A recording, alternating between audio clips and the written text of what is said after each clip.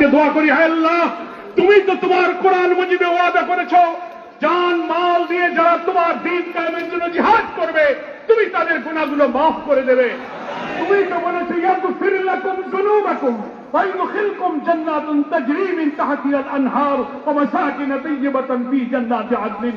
আয় রব্বুল আলামিন, তোমার এই কৃত ওয়াদা মাওলানা লুৎফুর রহমানের জীবনের আমলকে কবুল করে তুমি কবুল করে নাও।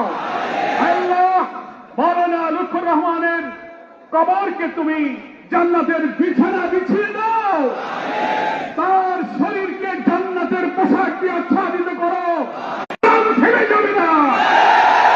হাজারো সাইদি, হাজারো লুৎফুর রহমানের জন্ম হয়েছে, এই সূর্য বাংলার আকাশে উঠেছে, তাওহীদের আলোয় বাংলা ইনশাআল্লাহ আলোকিত হবে। সকলকে মোবারকবাদ জানিয়ে আল্লাহ তাআলার কাছে আপনাদের আমাদের সকলের জন্য ক্ষমা প্রার্থনা করছি। বিশেষ করে মাওলানার স্বজন, আত্মীয় স্বজন, পরিবার পরিজন, সন্তান সকলের শোকাহত পরিবারকে আল্লাহ তাআলা সবরুল জামিল দান করুন, এই সবরের বিনিময়ে আখিরাতে তাদেরকে পুরস্কৃত করুন, এই কামনা করে আমি আমার বক্তব্য শেষ করছি। আমার তৌফিক ইল্লা বিল্লাহ। আসসালামু আলাইকুম ওয়া রাহমাতুল্লাহি ওয়া বারাকাতুহু।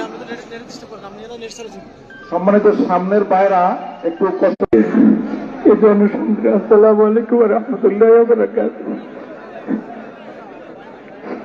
এই এলাকার এই গ্রামের মাটি মানুষের সাথে আমার বাবা দৌড়ে উঠেছেন।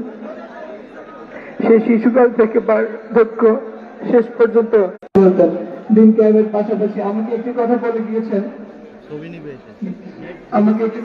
গিয়েছেন, আলোচনা থেকে বাছাই করে আমার বাবার গুরুত্বপূর্ণ যে আলোচনাগুলো, বিশেষ করে ঐক্য নিয়ে যে আলোচনাগুলো ওগুলো করতে এ পর্যায়ে সরাসরি কথা এবং জানাজা পড়াবেন এই দেশের ঐতিহ্যবাহী আন্দরকিল্লা শহীদ আল মজদুর সম্মানিত